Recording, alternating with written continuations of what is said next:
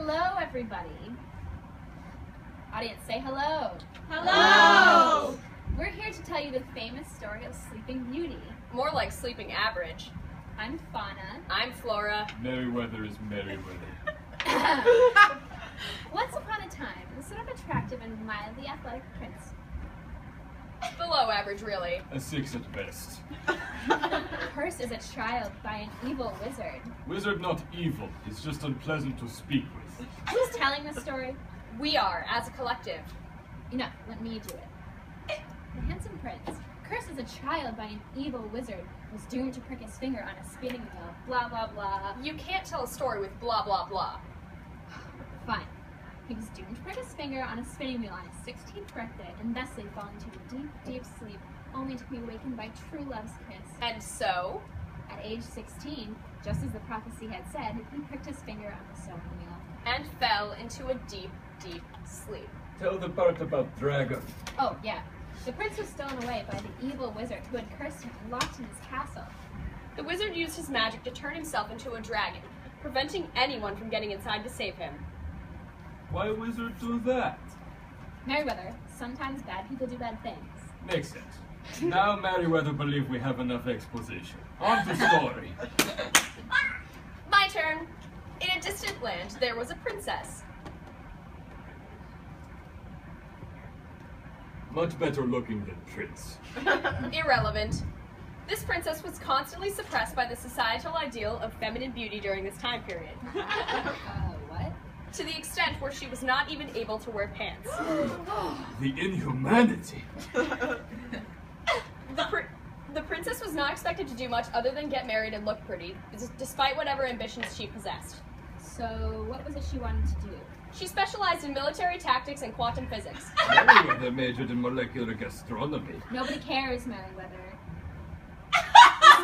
Despite this intellectual oppression, she managed to not only be an effective princess to her people, but also pursue her interests in what little free time she had. What do you mean pursue her interests? She had more guns than shoes and 2 tons of uranium on hand at all times. Oh, what a woman. Upon hearing that the prince of the next kingdom over had been kidnapped by the evil wizard, she immediately wanted to save him. However, the king refused to let his daughter put herself in danger and locked her away in her room.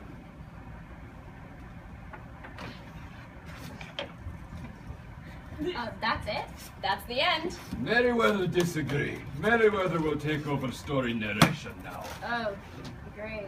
But you don't even use full sentences. After King locked pretty princess away in her room, princess decided that it is time to do what she wants and go after sleeping prince. But how did she escape? If she's locked in her room, that simply doesn't make sense.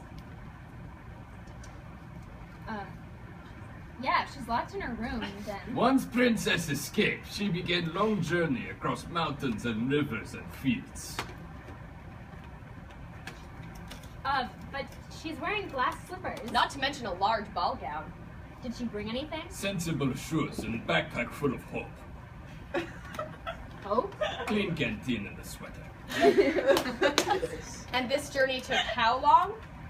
4 days pass, and adorable princess find her way to evil dragon. Hang on. Did she bring a weapon to fight the dragon with?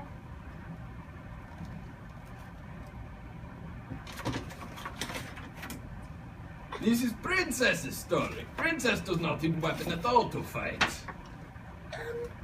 Yes, I do.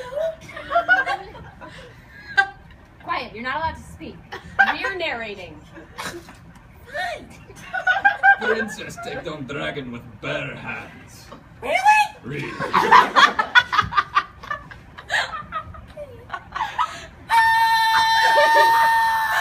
Oh no! Oh no! Oh, no. Oh no! Rewind. Go back! Go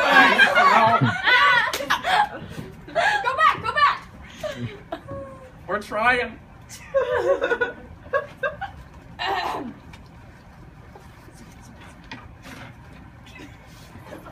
The princess took out the sword she packed along with her clean canteen and sensible shoes and fought a daring battle against the dragon. Even with the sword, while it was stacked quite against her, the dragon has to be at least 20 times her size, possibly more, and She did it! she did it. Just a clean canteen and a sweater. And a couple of quick silver sword and prior anatomical knowledge, the princess was able to vanquish the dragon once and for all. Which means it is time for waking of sleeping prince. Perfect. I'll finish up. The princess climbed to the highest tower where the prince lay fast asleep. Anticipation is killing Merryweather. Please speed up. Upon seeing him asleep, she did just what the prophecy instructed. She kissed him. Ah! Unfortunately, as the two had hardly conversed or even properly met prior to this moment, her kiss could not qualify for true love's kiss, and the prince remained asleep. Once the dragon was vanquished, however, the way to the castle was free. This allowed the prince's family and friends to, at the very least, get to where he slept. In the end, our prince learned a valuable lesson in true love, especially that true love lay not only in the romantics. A kiss from a doting mother returned him back to his healthy, average-looking self. As for our princess, she learned that the lessons lay in the journey, not just the destinations.